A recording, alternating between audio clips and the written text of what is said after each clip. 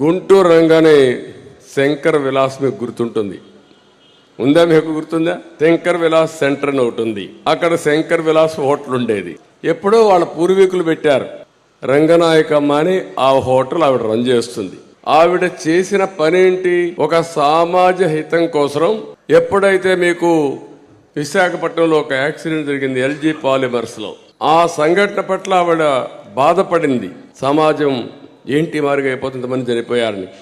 దానిపైన ఆవిడ చేసిన పెద్ద నేరం ఏంటంటే ఒక ట్వీట్ పెట్టింది. ట్విట్టర్లో ఒక మెసేజ్ పెట్టింది, దాన్ని ఖండిస్తూ కన్సర్న్ చూపించింది. అది మహా నేరమైపోయి ఆ మహిళకి శాపంగా మారిపోయింది. ఆవిడ్ని అక్కడి నుంచి వేధించారు. నువ్వు పెడతావా అని చెప్పి వేధించి కడాన ఆవిడపైన 41A నోటీస్ ఇవ్వకుండా అరెస్ట్ చేయబోతే కోర్టుకు పోయి బెయిల్ తెచ్చుకునింది. అక్కడి నుంచి మళ్ళీ వేధించారు. ఆవిడ్ని ఆ హోటల్లో ఏ విధంగానైనా సరే